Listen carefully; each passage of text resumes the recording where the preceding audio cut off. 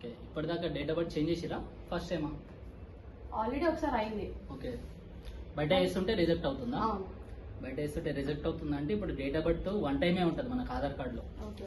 ఆధార్ వచ్చినప్పటి నుంచి ఓకే. ఆధార్లో డేట్ ఆఫ్ బర్త్ చేంజ్ చేయాలంటే వన్ టైమే. ఓకే. ఇప్పుడు నెక్స్ట్ టైం చేంజ్ చేసుకోవాలంటే ఓన్లీ బర్త్ సర్టిఫికేట్ ఆప్షన్ ఒకటే ఉంటుంది. ఓకే. బర్త్ సర్టిఫికేట్ అప్లై చేసుకొని రావాలి మీరు. బర్త్ సర్టిఫికేట్ ఎక్కడ అప్లై చేసుకోవాలి? మీకు నియర్ బై ఎంఆర్ ఆఫీస్ ఉంటుంది కదా, అక్కడ వెళ్ళి బర్త్ సర్టిఫికేట్ అప్లై చేసుకోండి. ఓకే. ఆ బర్త్ వచ్చిన తర్వాత మీరు ఒకటి సెల్ఫ్ డిక్లరేషన్ ఫామ్ ఉంటుంది మనకి. ఓకే. ఆ బర్త్ సర్టిఫికేట్, సెల్ఫ్ డిక్లరేషన్ ఇవి రెండు తీసుకొని ఆధార్ సెంటర్కి వెళ్తే అవి రెండు అప్లోడ్ చేసిన తర్వాత మీరు ఆర్ఓ ఆఫీస్కి సబ్మిట్ చేయాలి. అవి అంటే మీరు వచ్చాయని ఇవ్వచ్చు, లేదా పోస్ట్ అన్న చేయొచ్చు, లేదంటే ఇక్కడ వచ్చి కూడా కరెక్షన్ చేసుకోవచ్చు మీరు. అది చేసిన తర్వాత మీకు డేట్ ఆఫ్ బర్త్ చేంజ్ అవ్వడం 3 నెలలు పడుతుంది, 90 days. ఓకేనా?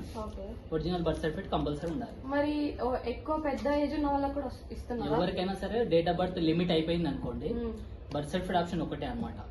ఫస్ట్ టైం అయిపోయింది అనుకోండి date of birth, only birth certificate ఒకటి. ఫస్ట్ టైం కి ప్రూఫ్స్ ఏమున్నాయి? ఫస్ట్ టైం కి passport, birth certificate and 10th memo. 10th memo లేని వాళ్ళకి?